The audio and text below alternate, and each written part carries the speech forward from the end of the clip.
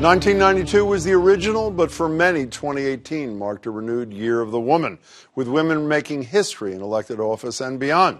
After this year's midterms, a record 102 members of the U.S. House of Representatives will be women, and more than a third are newly elected, including the first African-American woman in the Massachusetts delegation, Ayanna Pressley. And a record 25 women will be serving in the Senate, meaning about a quarter of both houses will be female come next year. A good start, but with plenty of room for improvement. Then there was #MeToo, began in earnest in 2017. But over the past year, as the Washington Post put it, the movement and its backlash went global. Powerful men like CBS head Les Moonves, casino mogul Steve Wynn, New York Attorney General Eric Schneiderman lost their jobs. Actor Bill Cosby and former USA Gymnastics doctor Larry Nassar went to prison. But in one of the most contentious cases of the year, things ended very differently. No one will ever forget the emotional testimony of Christine Blasey Ford, the woman who accused then Supreme Court nominee Brett Kavanaugh of sexual assault when they were both in high school. Brett's assault on me drastically altered my life. For a very long time, I was too afraid and ashamed to tell anyone these details. The details about that night that bring me here today are the ones I will never forget.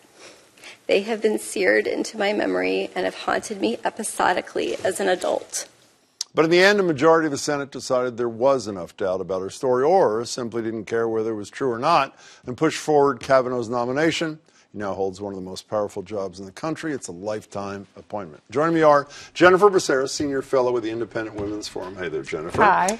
Michael Curry's former president of the Boston NAACP. He's now chair of the National NAACP Advocacy and Policy Committee. Good to see you, Michael. Good to be here. And Martha Coakley, of course, former State Attorney General, now partner at Foley Hoag. Martha, it's good to see you. Can I start with you? Let's talk about the elective thing first. How will the changing numbers of women in Congress manifest itself? Will we see a difference, yes, or will we not? I think we will. And you talked about 92. You know, we had women, and then it was like, okay, we've been there, done that. And now we've got another generation of women in larger numbers, and I've always made this point that getting a critical mass of women at every level of government, and this is how you do it, starting with now 3 women from Massachusetts, Nevada, the state legislature. But what do we see? What's going to come out that we're going to say, aha, that's a function of the rising number of women? You'll see their own changing of policy within about #MeToo. You'll see changes in priorities. You'll see women working together to accomplish things even across the aisle. Do you worry, 43, I think, women of color in the House, 42, you probably know this, are Democrats, 1 Republican. Does the rise of women of color being overly Democratic, is it as ominous a sign for the Republican Party's future as it appears to me to be? I would like to see more conservative women, women of color, and white women elected to Congress. I'd like to see more women like Susan Collins, who were instrumental in the Brett Kavanaugh hearing and making sure that he was confirmed, because there were many women in this country that did not believe Christine Blasey Ford and wanted to see him confirmed. So I think it's critical to have conservative women, especially on the Senate Judiciary Committee. I mean, that was a disaster from a public relations perspective to have a bunch of white men sitting there dealing with this allegation. So, yes. Has there ever been a woman on the Republican side of the Senate Judiciary Committee? I don't think so. I don't know if Kay Bailey Hutchinson was on. I don't think she was. I don't know if she was either. Okay, you know, staying with women of color, we almost had the first black woman governor in America. She did not concede that election, even though she acknowledged that, for the record, she lost. Is that over, or are we going to hear more about that? Yeah, you know, I think it's probably over. I think ultimately she wanted to make sure every vote was counted. Stacey Abrams, for those who know, of course. And that effort, I think both her and Gillum were very much about the process and the process playing out and every vote being counted. And there was some tampering in that election. But people have short memories. I mean, she was a heroine for a lot of people. Yeah. So was Gillum. I mean, you know, on the left side of the spectrum, obviously, liberals, Democrats, people of color. Beto O'Rourke in Texas. Absolutely. But people do have short memories, do they not? They do, but it's all about momentum. I think one of the things that we tend to not recognize is there are movements across the country to prepare women to take those seats. This wasn't an accident. This was movements here in Massachusetts, across the country, organizations, Emily's List and others who've been investing in, preparing, training, and Ayanna is a product of that as well.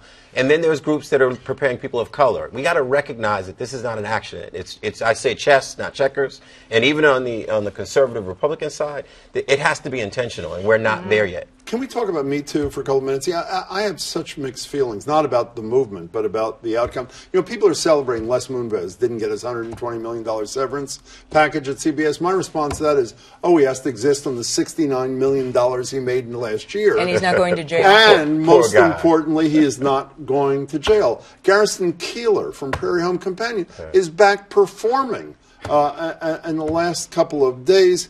Obviously, Brett Kavanaugh's on the Supreme Court. Makes you happy, doesn't make you happy. Well, I think he's innocent. So good. So it pisses me off. To me, there's a difference between Brett Kavanaugh. I understood that. Where is the Me Too movement at the end of 2018? I mean, do they say it was a positive year, it was a negative year, it was mixed? What was it? So I think the Me Too movement wildly overplayed its hand with Brett Kavanaugh. And I think you saw that backlash against the Me Too movement happen. And in fact, the Republicans gained seats in the Senate, I would argue, as a direct result of waking a sleeping giant.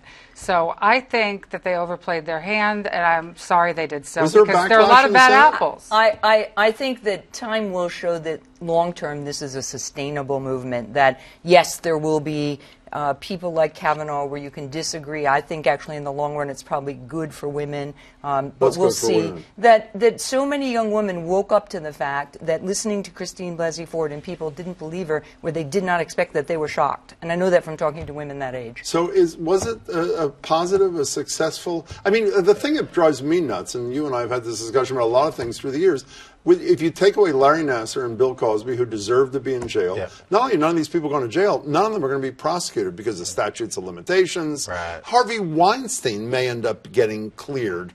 Charge after charge is being dropped. So what's your assessment? I mean, the benefit is, and I think this is true with sexism, with racism, with the Me Too movement, is consciousness raising first. And we're raising the level of consciousness, particularly with men, to realize that our behavior has not been acceptable.